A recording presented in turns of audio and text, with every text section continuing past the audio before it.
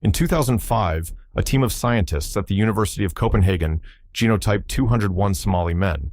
Testing their Y chromosome, the genetic line passed from father to son, unchanged across generations. The lead researcher was Dr. Juan José Sanchez. His team wasn't looking for ancient history. They were building a forensic identification database for Scandinavian courts. Crime work, routine. And buried inside that routine database paper, published in the European Journal of Human Genetics, was a number that nobody in the history field noticed for nearly 20 years, 77.6%. That's the frequency of a single Y chromosome lineage called E3B1, found in those 201 Somali men. 77.6% of them carried it. And here's the part that makes that number extraordinary. No other population on Earth comes close. See, not Ethiopians, not Sudanese, not Egyptians. The highest concentration of this specific ancient lineage anywhere in the world is in Somalia. It has been sitting there in a forensic genetics paper, uncited by anyone studying pyramids or ancient Egypt, for 2 decades. That same lineage shows up in predynastic North African remains, in ancient burials from the Nile Valley, from before the dynastic period even started, from the people who came before the pyramids. If you've ever wanted to know where you really come from, and I mean really, not the story you were told, but what the DNA actually says, then stay with me. Subscribe, because this is only the beginning of what the science shows. Now, the Egyptians had a name for a place they considered sacred above all others. They called it Tanetjeru, the land of the gods. When they said it was the geographic origin of their own people. And in 2020, a team of isotope scientists spent years trying to find out if that place was real, by analyzing the teeth of sacred animals dead for 3,000 years. What they found didn't make the headlines you'd expect. Before we go further, I want to know something personal. Drop it in the comments right now. What country or region does your family trace back to? Because before this video is over, I'm going to show you why the answer to that question might be older and stranger than anything your family ever told you. Those teeth. The ancient Egyptians mummified baboons, not as pets, as sacred animals, offerings to the god Thoth, transported at enormous expense from the land they called Punt, a place their own texts described as the origin of the Egyptian race. Then these baboons were preserved, wrapped, placed in the holiest temples in Egypt. And for over 150 years, Egyptologists argued about where Punt actually was. Some said Sudan, some said Eritrea, some said it was mythological, a spiritual concept, not a real place. Then in 2020, Dr. Nathaniel Dominy at Dartmouth College in the United States published a study that ended that argument. His team ran strontium isotope analysis on the teeth of mummified baboons recovered from the temple of Hatshepsut at Deir el-Bahri in Luxor. Here's how this works. When an animal grows up, the chemistry of the local bedrock and water gets written directly into its teeth. Different regions have different strontium signatures. You can read a tooth like a geographic fingerprint. Dominy's team compared those ancient baboon teeth against strontium maps from 77 locations across the African continent. The match pointed to one specific corridor, the Horn of Africa, eastern Ethiopia, Eritrea, northern Somalia. The baboons that ancient Egyptians considered holy enough to mummify came from the same region where Somali populations live today. And yet, the popular press reported this finding in about 2 sentences, then moved on. On the wall of Hatshepsut's own mortuary temple, carved in stone in 1470 BCE, the Puntites are depicted in extraordinary detail. Tall, slender figures, braided hair, long robes, cattle. The Egyptians painted them as a distinct people, separate from the Nubians they knew to the south, separate from the Near Easterners they traded with to the north. These were people they sailed toward specifically, people they had sailed toward for 500 years of recorded history, because you don't make that journey across the Red Sea and back for 5 centuries to a place that's just a metaphor. And the texts carved around those figures say the same thing. Punt is where the Egyptians came from, their own words, in their own temple, in stone. The baboon teeth confirm the location is real. The genomic data confirm the population is still there. But the connection between those 2 facts, that's the thing that still hasn't been fully told. between 8,000 and 5,000 BCE, this story isn't about two separate civilizations at all. One civilization, one people, one catastrophe. 9,000 years ago, the Sahara was green. That's not a metaphor either, it's geology. What to the African humid period is documented in hundreds of paleoclimate studies. The Sahara had lakes, rivers, hippos, cattle herders moving freely across a landscape that is now pure desert.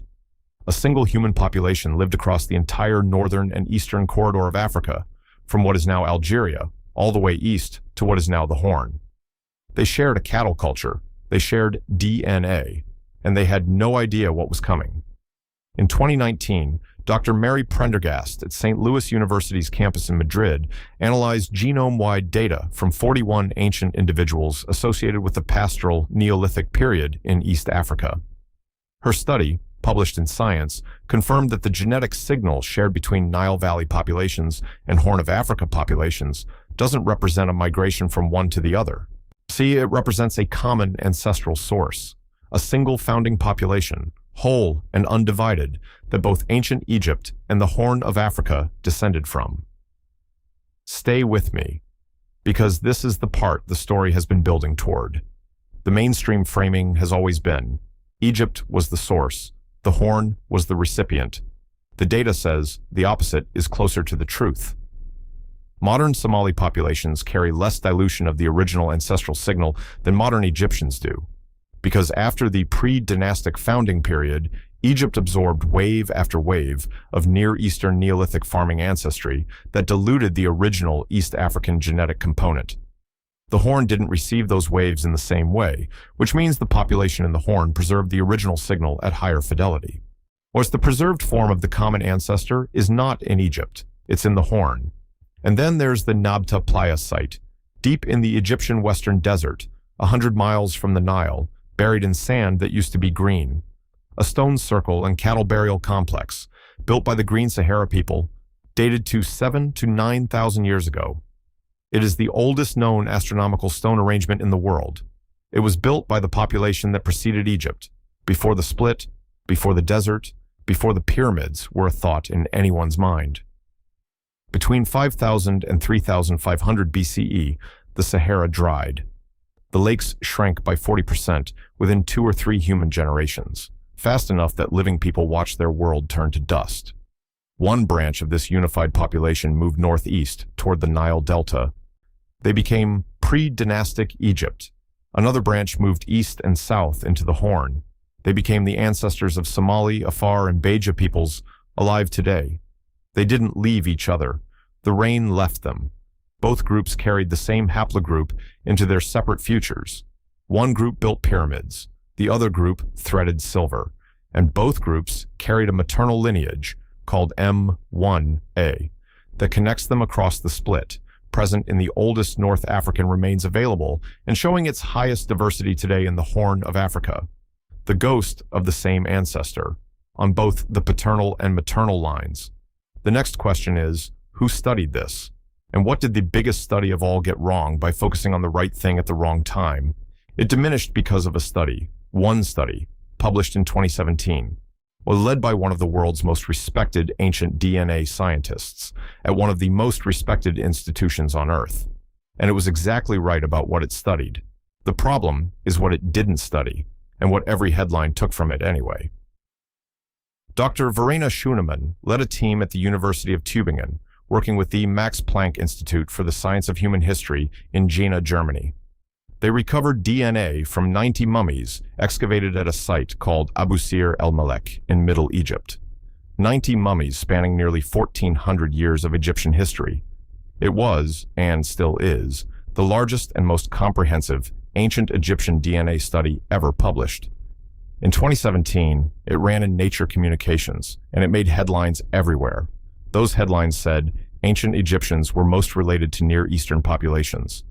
And here's where it gets strange, because that headline is accurate. And it's also, for the specific question we're asking tonight, almost completely beside the point. The samples in Schoenemann's study span from roughly 1,400 BCE to 400 CE.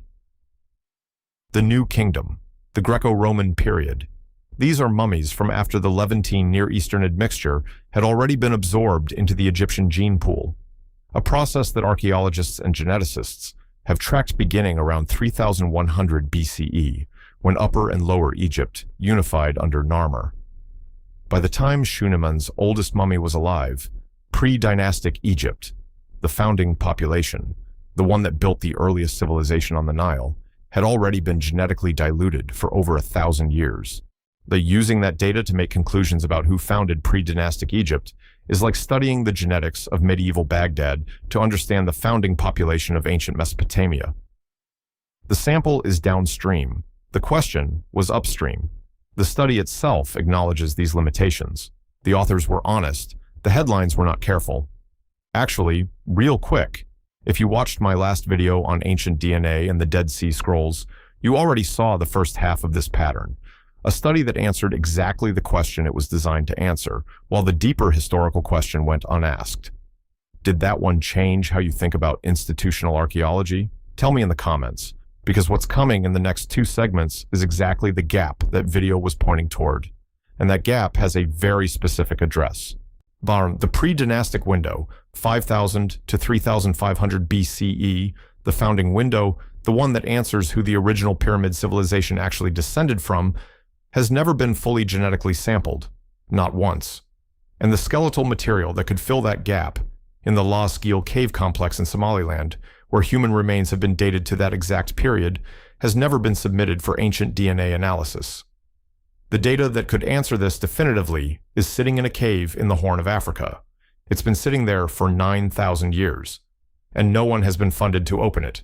The timing matters, because the Sanchez 2005 study, the one that found 77.6% E3B1 frequency in 201 Somali men, was never intended for the history books. It was forensic work, built for Scandinavian courts identifying Somali immigrants. Dr. Sanchez wasn't trying to answer a question about Egyptian civilization. He was trying to identify crime victims, and buried inside his database paper was the most significant East African genetic data point of the past 20 years, sitting in a forensics journal unread by anyone studying pyramids from 2005 until now. What that number means is this. In population genetics, when a haplogroup appears above 50% in a population that isn't genetically isolated, one of 3 things explains it: an extreme founder effect, intense natural selection pressure, or very deep ancestral origin, meaning this lineage has been in this population for a very, very long time. Somali populations show high diversity across every other genetic marker. They are not isolated, so the 77.6% frequency of E3B1 isn't genetic drift. It's ancient signal. Plus, it's the loudest piece of evidence in the room. What they found next changed everything we thought we knew about who carries this lineage and why. That same haplogroup, E3B1, now classified as E1B1b, appears in ancient North African remains and in pre-dynastic Nile Valley burial sites at its highest frequency before the Levantine admixture wave arrived.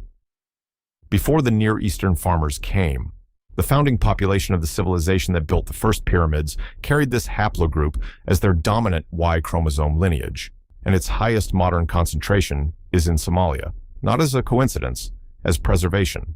Here's what the Sanchez paper's own conclusion says. The data suggest that the male Somali population is a branch of the East African population, closely related to the Oromos in Ethiopia and North Kenya. That sentence was published in 2005. It was cited 89 times between then and 2020, almost entirely in forensic databases and population genetics literature. It was cited 0 times in any paper that used the phrase pre-dynastic Egypt or pyramid builders in its title. That's not suppression. That's what happens when disciplines don't read each other's journals. Knowledge gets stranded between fields, and this particular piece of knowledge sat at that intersection for nearly 20 years, waiting for the right question to find it. But there is a counter-argument to all of this, a serious one, and I think you need to hear it before I show you why it falls apart. Highest concentration. Let's test that claim directly, right now. Did Somali DNA prove that Somalis built the ancient pyramids? Here is the most honest answer science currently supports. No, not in the literal causal sense. Somalis did not travel to Egypt and lay stones. The people who built the pyramids were a pre-dynastic population centered in the Nile Valley. And also, more than any other single living population on Earth, Somalis carry the closest measurable preservation of the founding Y chromosome lineage associated with that pre-dynastic Egyptian civilization. Both of those sentences are true at the same time. The title of this video is an overstatement. What the science actually shows is stranger and more important than the title. But here's where it gets strange, because the honest answer to that question opens a door that's much harder to close. The actual genomic picture is this: pre-dynastic Egypt, the founding population, the people who came before the Pyramid Age, carried a significant East African ancestral component alongside North African and early Near Eastern ancestry.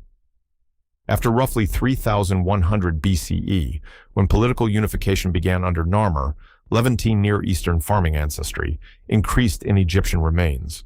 By the time the Shuenaman mummies were deposited, the founding East African signal had been substantially diluted, not erased, but thinned by 2,000 years of admixture. Now here's the part that shifts everything. Was the Near Eastern admixture waves that diluted the founding East African signal in the Nile Valley didn't reach the Horn of Africa in the same way. The population in the Horn stayed. They preserved the original signal at higher fidelity, which means if you want to find the closest living genetic relative of the people who conceived the earliest Egyptian civilization, the people who were there at the beginning before the dilution, you have a better chance of finding that genetic echo in Hargeisa than in Cairo. Not because Somalis built the pyramids, because Egypt's founders became something new, and the Horn preserved what they started with. This is where most videos stop. Amazing connection. Mind-blowing. If this video stopped here, it would be accurate, and it would be incomplete. Well, because the real question now isn't who built the pyramids. It's why has the pre-dynastic founding window never been genomically sampled? The entire argument, on every side, rests on an absence, and absences have addresses. The Las Gil cave complex in Somaliland contains human skeletal remains from multiple periods, including material dated to the pre-dynastic window, 5000 to 9000 BCE. Ancient DNA has been successfully extracted from comparable sites in East Africa. The technology exists. The material exists.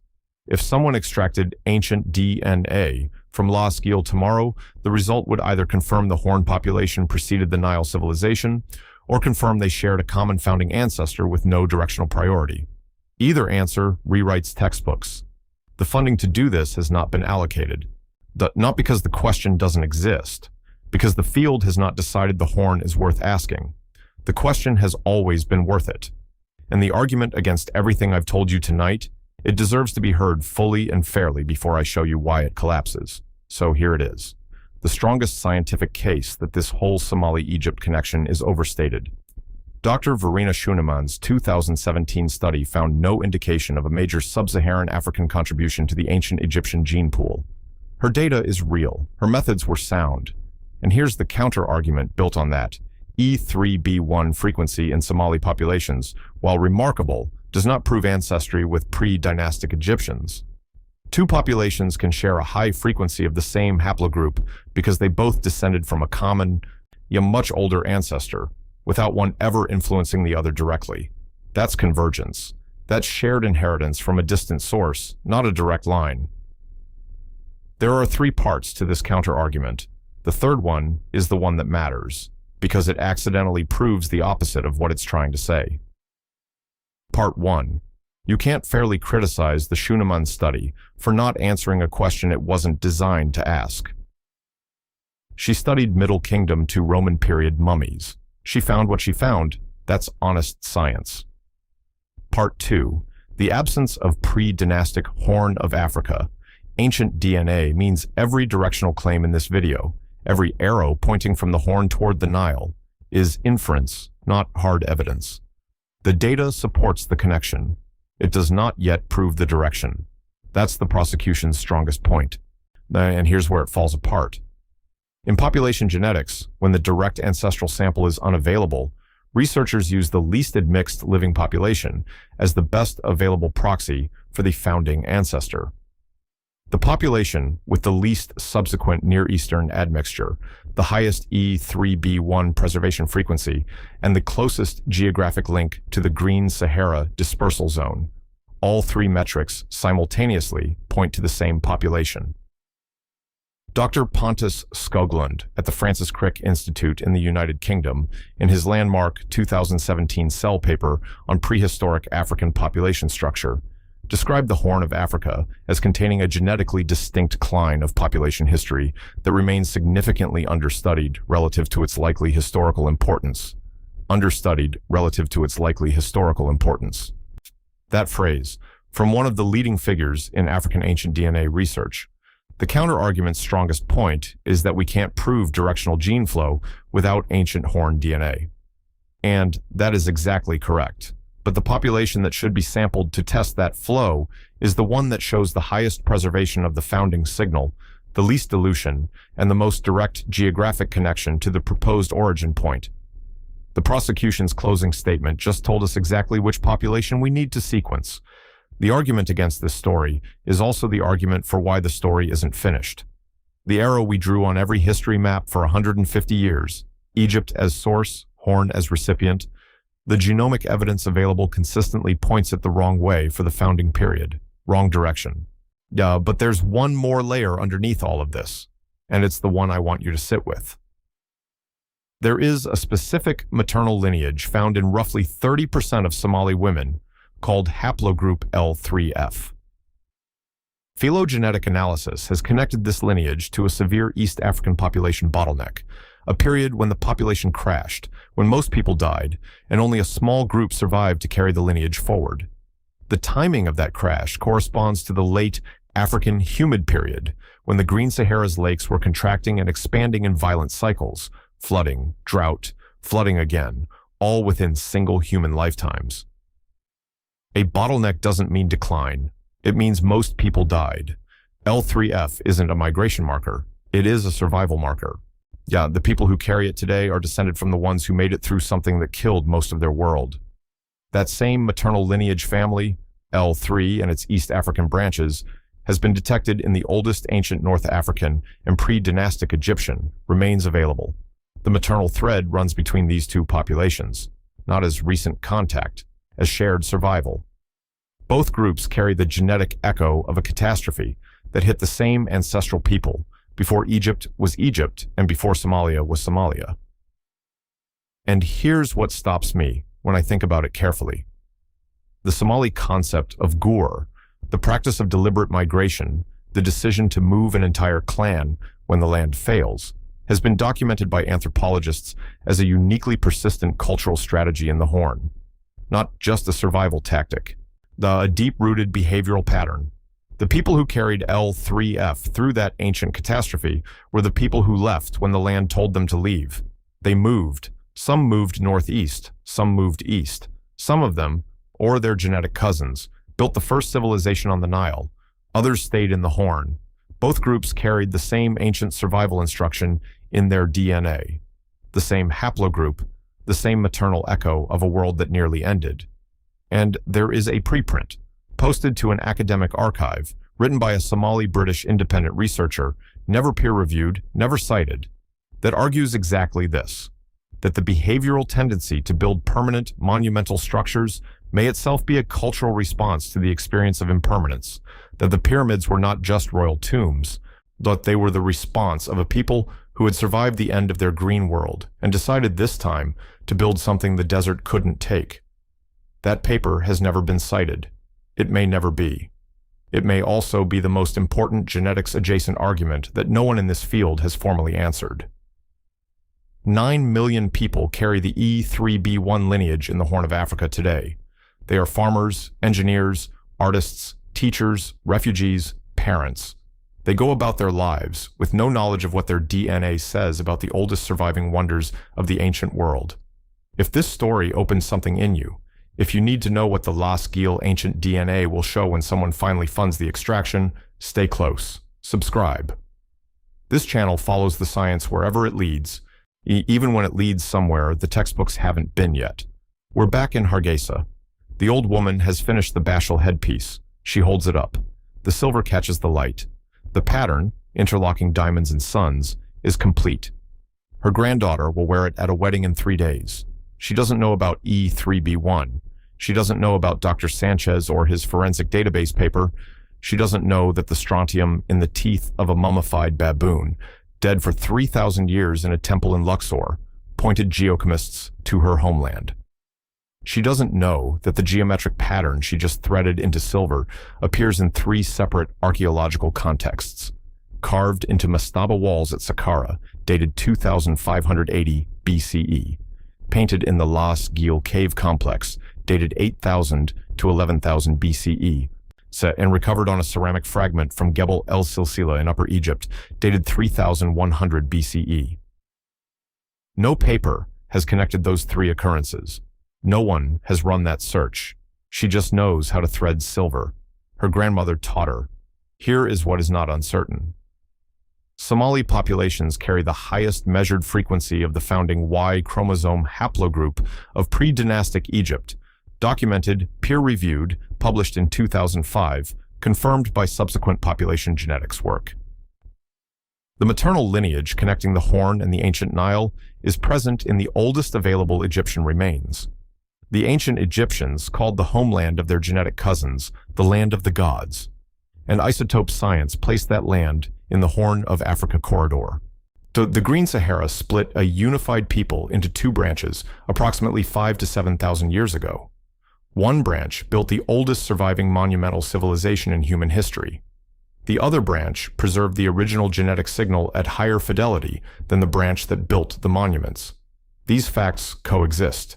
They don't fully explain each other. They don't need to. They are enough to hold. What they point toward, what the science is reaching for, what the unsequenced cave in Somaliland is waiting to confirm or complicate, is a reorientation of something much larger than a pyramid origin story. It's a reorientation of which direction we've been reading the map. There are 9 million people carrying this lineage in the Horn of Africa right now. Farmers, engineers, a grandmother threading silver. And the oldest surviving wonders of the ancient world have no idea they're still there.